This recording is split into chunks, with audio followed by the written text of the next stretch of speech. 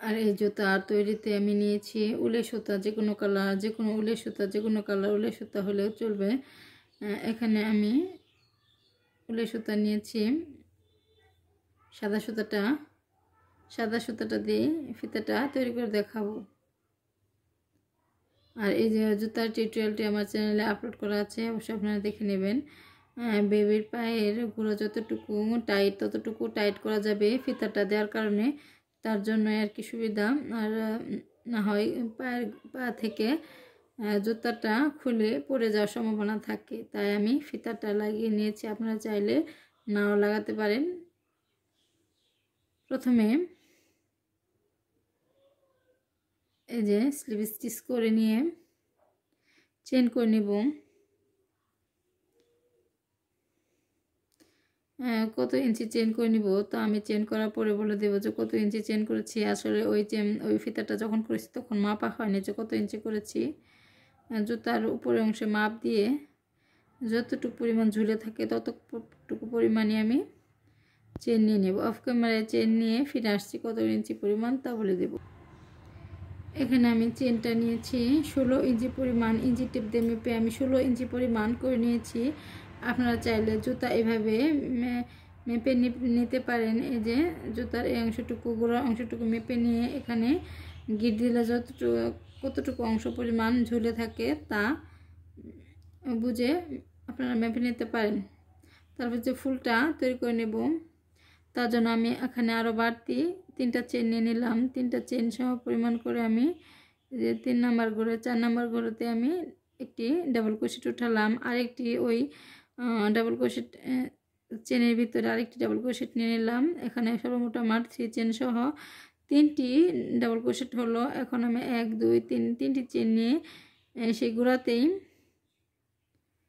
Sleeve stitch দিয়ে join করে দিলাম। একটি পাপড়ি তৈরি হয়ে গেল। আমি আরও 2টি পাপড়ি একই রকমভাবে তৈরি করে নেব। 3টি চেন নিলাম, 3টি চেন সম পরিমাণ করে আমি আরও এর ভিতরে এই যে চেনের ভিতরে একই চেনের ভিতরে আমি 2টি ডাবল ক্রোশেট নিলাম। নেওয়ার পর 1 2 3 3টি চেন নিয়ে গোড়াতেই আবার একই রকমভাবে স্লিভ স্টিচ দিয়ে জয়েন করে নিলাম। আবারও 1 2 3 3টি চেন নিয়ে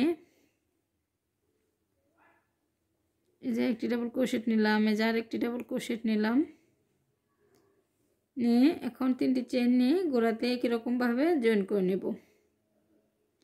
আর আমার একটি রিকোয়েস্ট, আমার চ্যানেলে যারা নতুন আছেন তারা অবশ্যই আমার চ্যানেলটিতে সাবস্ক্রাইব করে পাশে থাকা বেল বাটনে অবশ্যই ক্লিক করে নেবেন, একটি লাইক দিয়ে আপনাদের মূল্যবান মতামত জানাবেন যে আমার ভিডিওটি কেমন হয়েছে। আর জুতার টিউটোরিয়ালটি আমার চ্যানেলে দেওয়া আছে।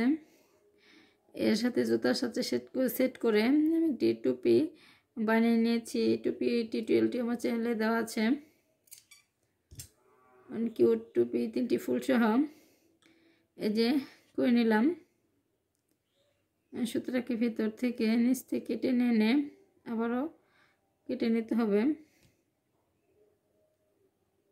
এটা অফ ক্যামেরায় কেটে নেব।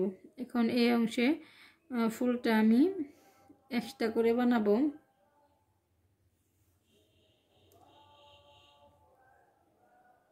যে স্লিভ স্টিচ দিয়ে 1 2 3টি চেন নিয়ে একই রকমভাবে, সরি এখানে 4টি চেন নিতে হবে। 4টি চেন নিয়ে এই যে শেষ চেনটাতে ভিতর থেকে একটি নিলাম, আরেকটি নিলাম, নিয়ে 1 2 3 3টি চেন নিয়ে গোড়াতে জয়েন। এই যে সেমভাবে একই রকমভাবে যে আমি এই ফুলটাতে এই 3টি পাপড়ি তৈরি করছি, একই রকমভাবে আমি এখানেও 3টি পাপড়ি তৈরি করে নেব। একটি নিয়েছি, 2 3, একই রকমভাবে আমি আরেকটি পাপড়ি তৈরি করে এই ফুলটা যে গিট দিয়ে শেষ করে নেব। এই যে আমার এখানে চেনটি যে নিয়ে নিয়েছিলাম, এই চেনটাকে ঠিক মাঝখান থেকে জুতার সামনে বরাবর ঠিক মাঝখান থেকে আমি এই যেভাবে পপকর্ন স্টিচ যে নিয়েছি, পপকর্ন স্টিচের মাঝখান থেকে কুশিটা এভাবে আমি ঢুকিয়ে বের করে নেব। কাঁথা স্টিচের মতন হুক দিয়ে এভাবে একটু সময় লাগবে।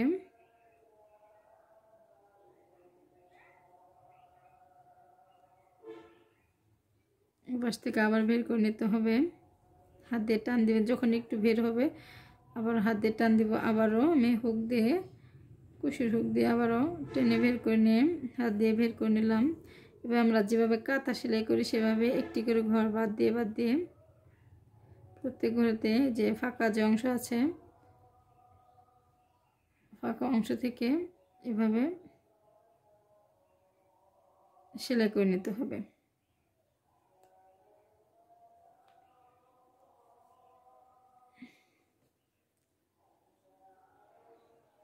আবার এর নিচ থেকে প্রত্যেক সিঁড়ি থেকে এভাবে আমরা বের করে নেব কাঁথা স্টিচের মতন। আশা করি বুঝতে পেরেছেন। একই রকমভাবে সম্পূর্ণটা করে এই যে এই পাশে আমি এই পাশ থেকে বের করে নেব। বের করার পর আমি ভিডিওর সাথে থাকেন, এই ফুলটা লাগানো দেখাবো এই অংশে। যে ঠিক মাঝখানে আমি যে কাঁথা স্টিচের মতো সেলাই করে নিয়েছি। দেখেন, এখন আপনারা চাইলে ছোট বড় করতে পারবেন, টাইট করেও। বেবি যখন জুতাটা পায়ে পড়বে তখন আপনারা এভাবে টাইট করতে পারবেন, আবার এইভাবে লুজও করতে পারবেন। এখন যে এই ফুলটা লাগিয়ে নিব, তার জন্য এখানে আমি আরেকটি রিং করেই সুতাটা কাটিয়ে নিই। এভাবে সুতাটা রেখে দিয়েছিলাম। এখন এই যে গোড়াতে আমার যে চেন আছে, সেই চেনটির ভিতর থেকে হুকটাকে এভাবে করে সুতাটাকে ভিতর থেকে টেনে নেব। টেনে নিয়ে শক্ত করে একটি চেন করে গিট দিয়ে এই সুতাটা ছিঁড়ে কেটে, এই দুটো সুতা আছে বাইরের দুটো সুতা দিয়ে আমি গিট দিয়ে দেব। অংশটা কেটে নিলাম।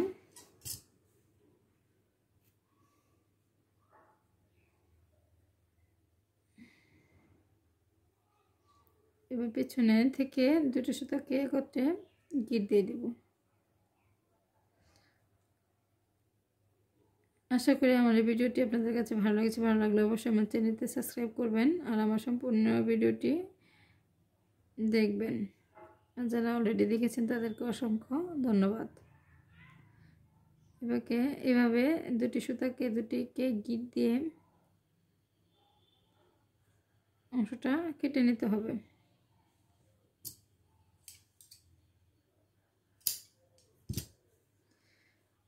এবার কেটে নিয়ে এখানে আমি ফুলের মতো গিট দিয়ে নেব।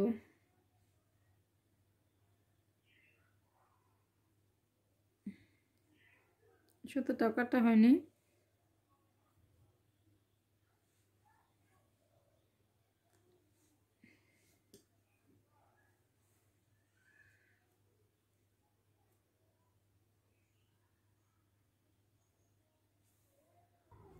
এই যে অফ ক্যামেরায় আমি দুটো সুতায় পেছনে যে সুতা আছে কেটে নিয়েছি। দেখেন কত সুন্দর লাগতেছে দুটোটি। এখন ভালো থাকবেন সবাই। আর আমার ভিডিওটি যা দেখছেন তাদেরকে অসংখ্য ধন্যবাদ। আসসালামু আলাইকুম।